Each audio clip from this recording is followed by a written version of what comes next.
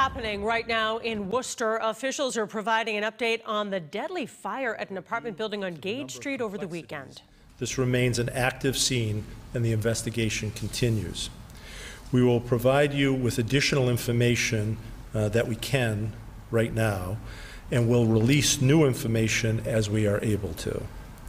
In the early morning of Saturday, May 14th, public safety personnel responded to a 4-alarm fire at a 6-family, 3-decker home on 2 Gage Street. Members of the Worcester Fire, Police, and EMS, as well as numerous local, state, and federal partners, have remained on the scene since the first alarm.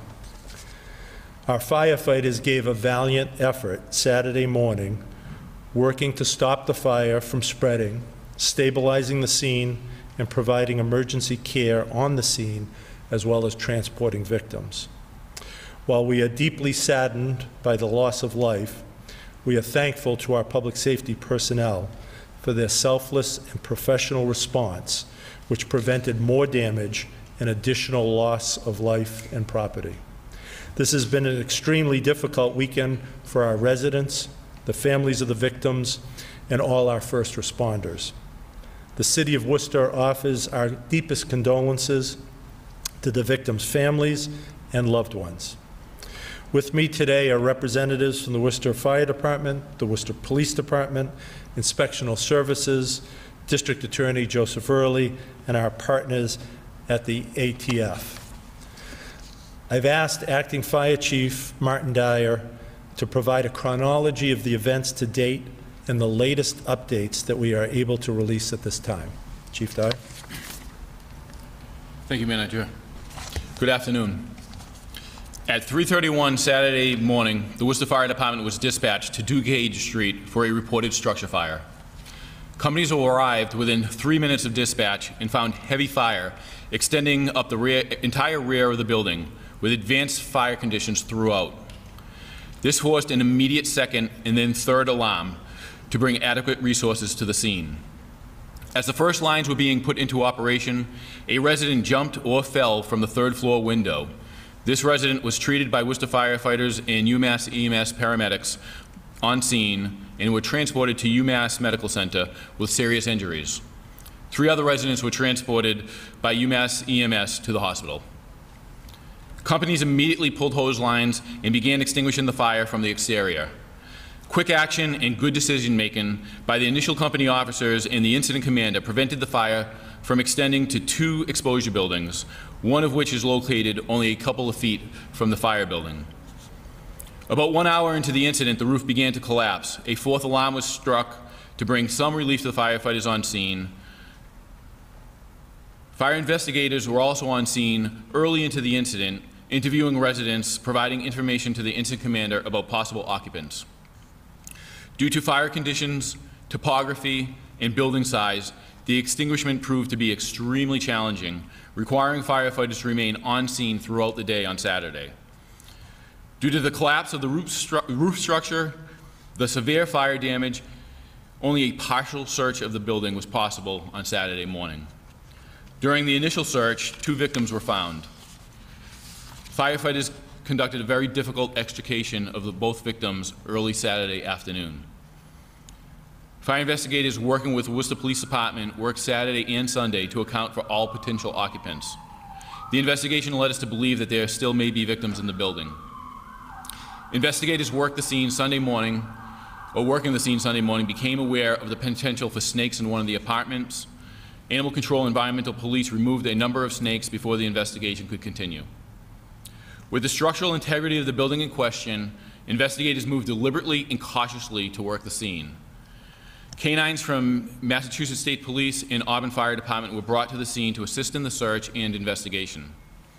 At approximately 0800 hours this morning, a 3rd victim was discovered, and a 4th victim was discovered about 1 p.m. this afternoon.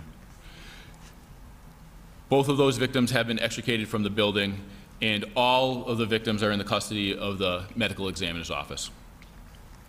The investigation is in the very early stages, and it is still very, very active.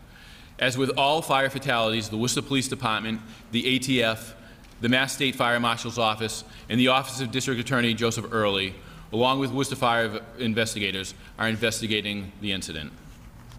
I would like to commend the members of the Worcester Fire Department for their courageous efforts Saturday morning under extreme and difficult conditions, and for their continued efforts which are ongoing.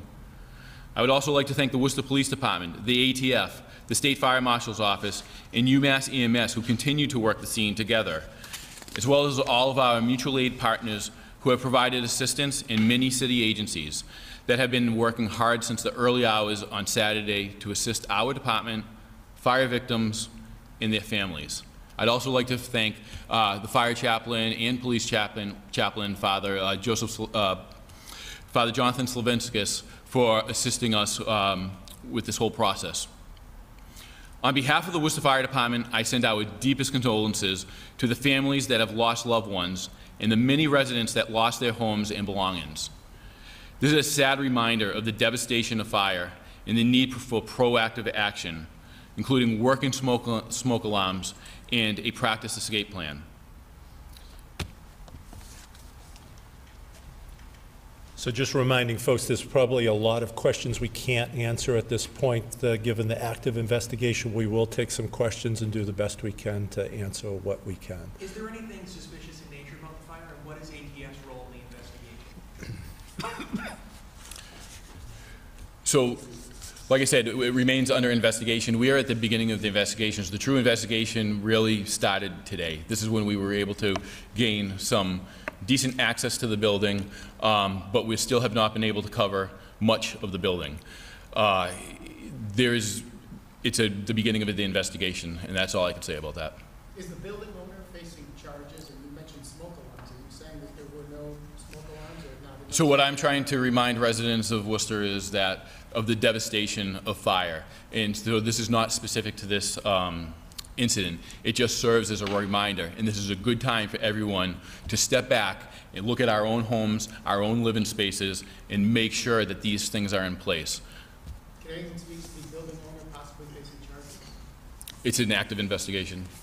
It's an active investigation. It can't go any further with that. Like the chief just said, like the manager just said, we got to let the professionals do their job. They're very good at it. They're in the building now. There were reasons why they couldn't get in right away, but still this is an ongoing and evolving scene. They're the professionals. We'll let them do their work. Can't speak to any of that right now. And the only reason the DA's office is here is because with every fatal fire, the DA's office is a participant in the investigation. Joe, are you able to say, is there something sinister about it on the surface? No, I can't speak to anything other than just it's under investigation. We're going to let them do their jobs. You know, cause and origin we don't have yet. There's a bunch of things we don't have yet. Like the chief told you, there were snakes in the building. They couldn't get in there right away.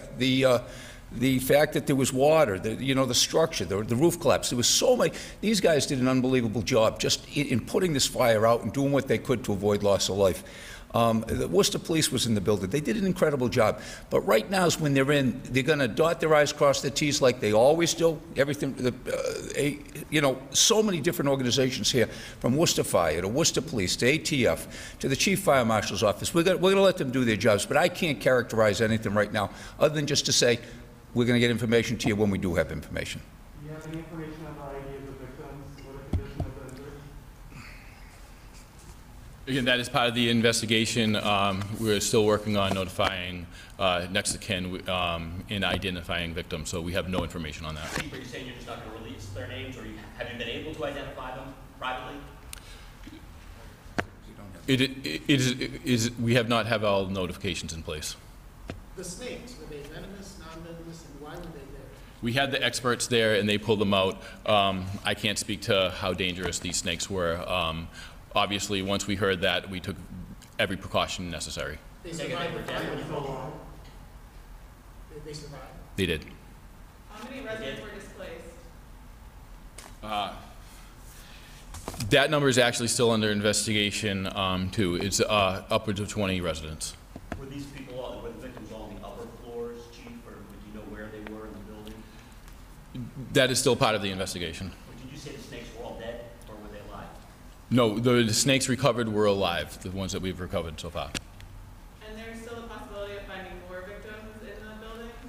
So like I said, because of the devastation of the fire here, the building is not stable right now, so we are being meticulous in the way that we approach the building. We do have investigators working there now. They are removing debris by hand, so it's a very slow process. The potential does exist for more victims. Do you know of any missing residents at this point? So we don't have a reason to believe, that we don't have strong information leading us to think that there is definitely someone else in that building. But like we said, we don't know until we have searched the entire building. I spoke to some residents who said they were living in cars. Is the city going to provide any additional help to them? I couldn't hear you. So the American Red Cross is working with all the victims, doing the victim assistance. They've all made contact with us. Our Worcester Emergency Management Department was on scene almost from the beginning of the incident, working with all residents to make sure that we had their contact information and that services were being provided. All right, thank you, everyone. Thank you, everyone.